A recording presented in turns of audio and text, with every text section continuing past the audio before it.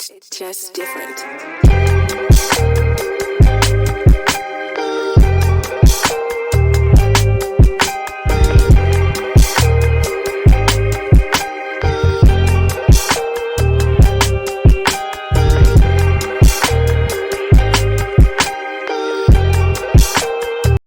And welcome back to B.A.R Fitness TV. I'm your host, Dwayne, and this is B.A.R Fitness. This is a podcast I created to document my fitness journey.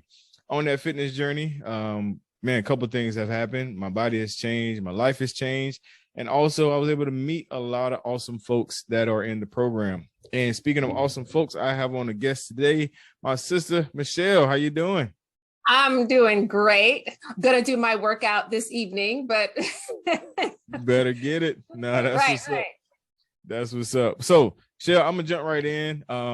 For those that are watching, listening, just tell a little bit about your fitness journey before E2M. Fitness journey all the way back in high school, and college. But I was on the cheerleading, so I'm an athlete, cheerleading, dance team. So very, always like to be in shape, getting physical. But then this thing called adulthood happened, and life happened, and I would say I'd had moments where I would work out really hard, but my eating was jacked up, right? So You think if I work out, I can eat whatever, but that is not the case. And then as your metabolism shows down, it really starts to show the good habits you had and amplify the bad habits you have. And so what I was realizing was I wasn't getting into the shape I wanted because I wasn't doing the eating and the working out. And then COVID happened, and I say that's when ish got real, right? When COVID happened. And I say when the leggings started to get tight, that's when I knew I had a problem. So, and then E2M. But prior to that, that was my journey. Yeah, eating like a crazy person. Yeah, I think we all try that, especially when you're an athlete, because I was one as well. You're able to outwork a bad diet when you're in your teens and your early 20s, but eventually you can't. Like it will not work. I was talking to somebody the other day. If outworking a bad diet worked, like I would have figured it out, because I don't mind putting in the work in the gym. I just was eating crazy. But like you said, E2M changed all that. So let's talk about, how did you discover E2M? What was that like? Who was the person or whatever? Talk about that. Okay, so I don't know if she's watching, but V, love her.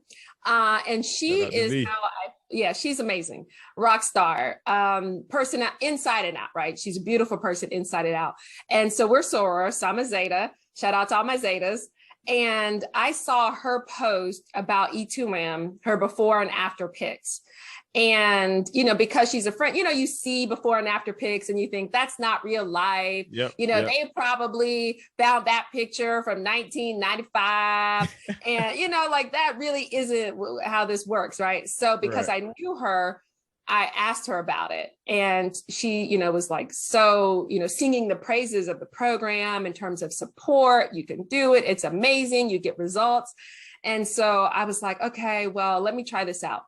And I will say this piece, the best thing that I could have done, and which is what I do when I post about E2M, is wait to the last minute, because I had to make a go, no-go decision, because I think registration closed either that night. I think they closed that night. So I had to do it then. And sometimes we can talk ourselves out of it, like, well, maybe, I don't know. So when I post about the program, I wait to the last minute, because I know those people who are going to overthink it. And I would have been that person had it not been a go, no-go decision. So she's how I feel about it. Yeah, that's legit. That's legit. I never thought about the go, no-go people. I really try my best to target, early people, because I'm an early person. Like I go to the movies, when the lights are still on and the popcorn commercials, So I never thought about that. The last minute folks, are being appealing to them.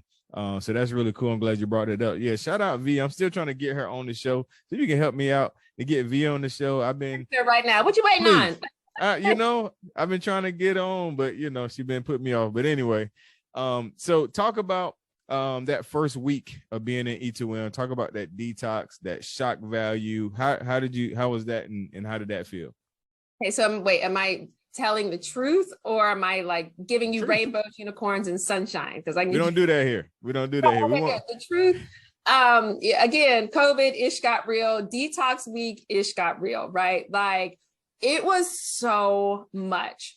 And I mean, I know how to eat decent, right? When I want to, but it was like, what am I supposed to eat? When am I supposed to eat it? Keeping up with the group, keeping up with okay, this group is the best group out there, but it could be overwhelming when you're first starting. Yep. So keeping up with the group, keeping up with the lives, keeping up with the workout. It was the first 3 days, when you're in a sorority, fraternity, whatever they call it, hell week. Like that was like the first week. Like, I'm like, what is happening?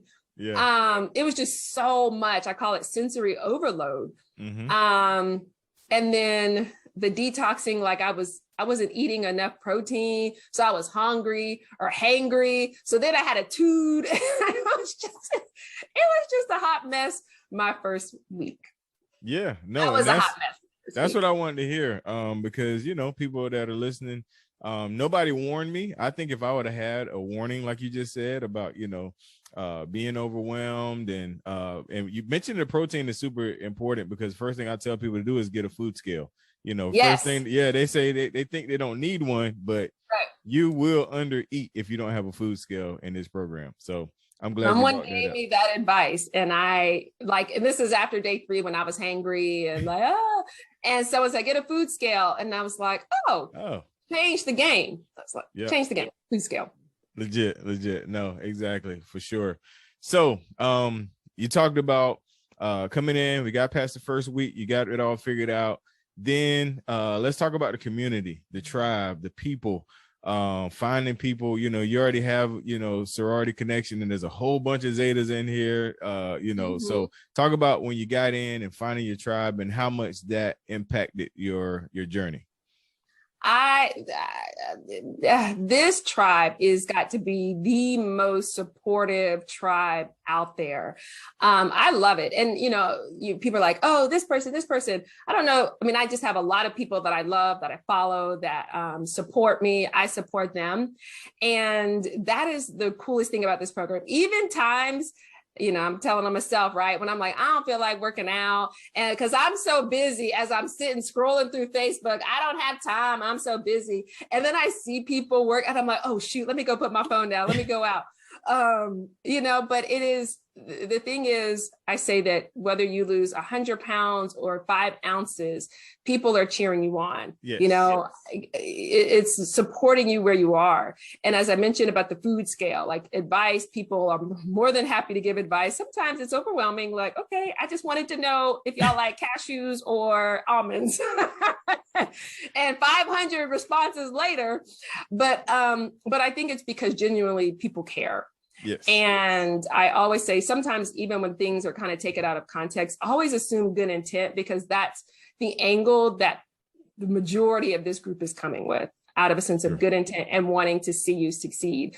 And so when you're in a group where people genuinely want to see you succeed, you then pass that on out to others. And I'll say this last piece about the community, because it's so supportive, and, no matter where you are, people are like, you're amazing. You're so great. I love you. Keep it going. I've noticed myself complimenting strangers now just more often, right? Like, I'm like, oh, you look good. Oh, that dress looks good on you. Oh, that color, because you just get in a habit of supporting people, no matter whether it's E2M or outside. So exactly. No, 100%. And all that, pretty much stems from Jeff's personality. That is like, kind of like infused into the group, because he's like that in real life. He'll compliment you if you're a guy or girl or whatever. I watched him just being out, and that's the way he is, and that same essence and vibe is in the group as well. So before we get out of here, I always like to give you an opportunity to speak to that person that might be watching, that may be a fellow Zeta that's watching, because I have some of them that are my friends and family. What will be your words of encouragement to get them to sign up, even if they wait to the last minute? What would you say to them? Just do it. I mean, I tell people it is 8 weeks of your life. That's it. Just 8 weeks. In 8 weeks, to give it your all out of a whole year, out of your whole life. We're just asking for 8 weeks of that. And if you give 8 weeks into this program, you will see the results and it will turn into a lifetime. But just to start out, just try it. 8 weeks, give it your all. That's all you need. And then once you try to prove Jeff wrong, that this program doesn't work, you will realize that it does, and you'll prove him right. So that's all I said. I love it. I love it. Join us. That's right. That's right. Good stuff. Good stuff. So I really appreciate you taking time to come on my show. This has been fun. Definitely great to hear a little bit about your background and your fitness journey. And I love the keeping it real aspect of it as well, because we want to make sure that we're transparent and let people know we are who we say we are when it comes to E2M. It's not like this some, mysterious something somewhere out, far out, whatever. We're real people putting in work and seeing real results. So thank you again. Shout out to all the Bar Fit folks that are listening. Appreciate you guys listening to the podcast and watching the YouTube channel. And make sure you guys remember, I close the show every week the same way. 1 Timothy 4:8, Paul says it's good to take care of your physical body, but you also have to take care of your spiritual body as well. Until next time, you guys, God bless, and we are out. It's just different.